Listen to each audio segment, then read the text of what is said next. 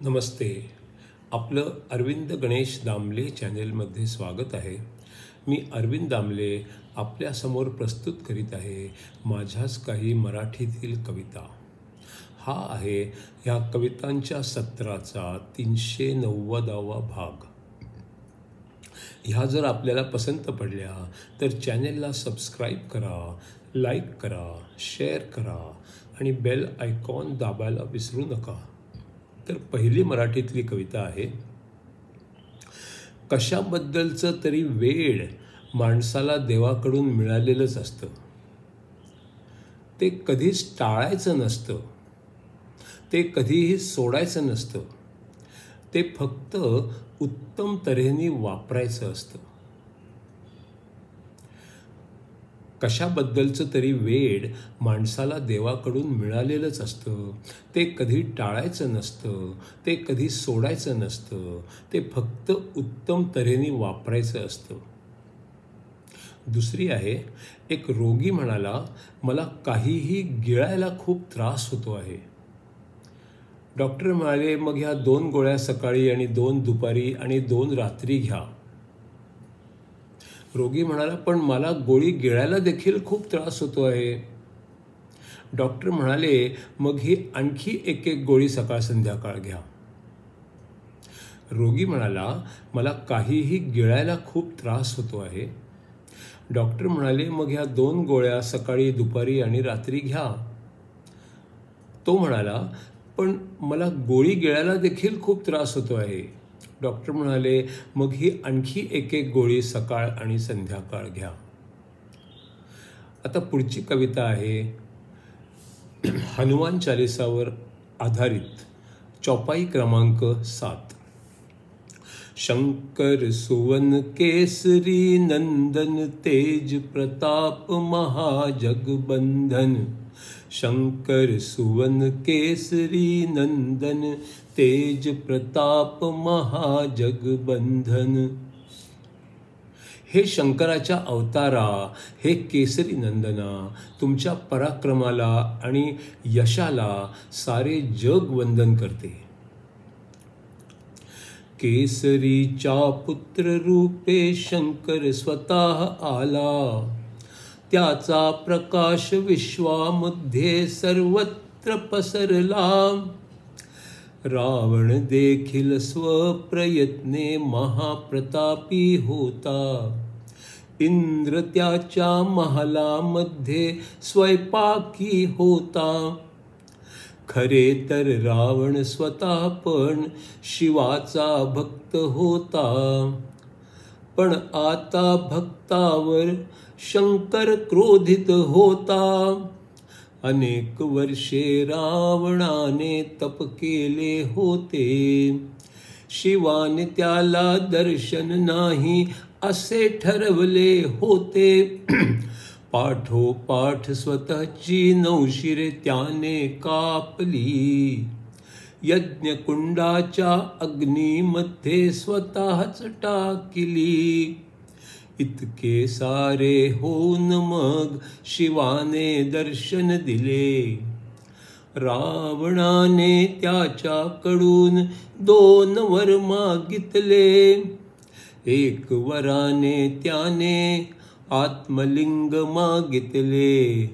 2ऱ्या Varane त्याने पार्वतीला मागितले.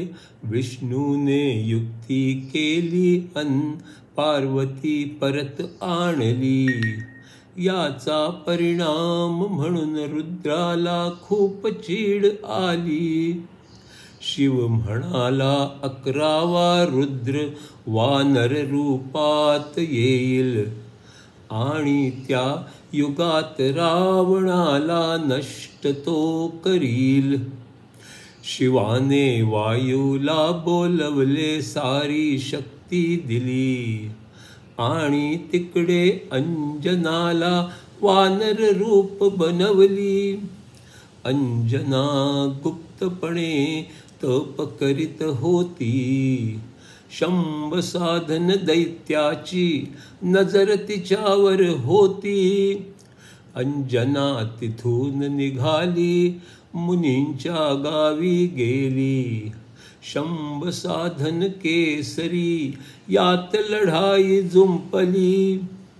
लढाई करण्याची सिद्धी दोघांनाही होती. केसरीला मदत करण्या अंजनाची तपस्या होती. शंभ साधनाचा मरण कळले की शक्य होते, पण त्याचेच स्वतःचे रक्त मरणाचे साधन होते. शंभ साधनाचे थोडे रक्त जेव्हा खाली पडले, बाण त्यातच भिजवून ते केसरीला दिले. केसरीने त्या बाण्याने शरसंधान केले. शंभ साधनाचा मृत्यू मग त्याने शक्य केले. यानंतर अंजना केसरी यांचा विवाह होतो.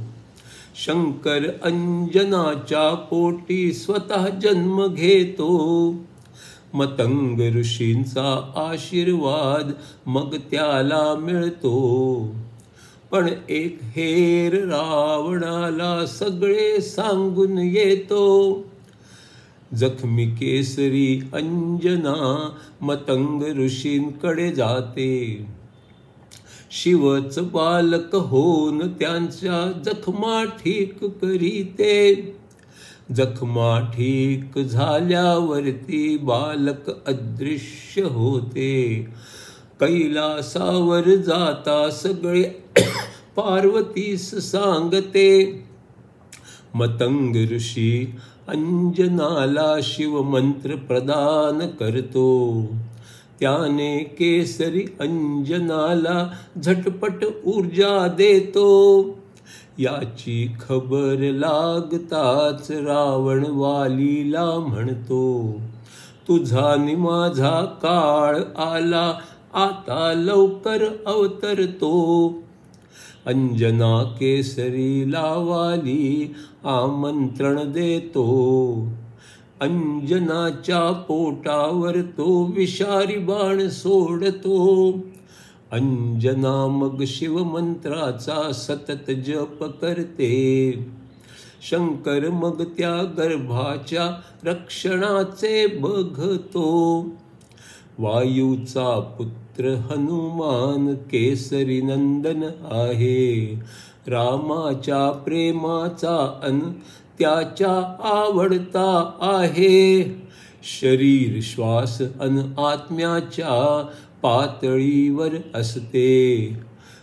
पवनपुत्र केसरी नंदन खुद्द शंकर असते.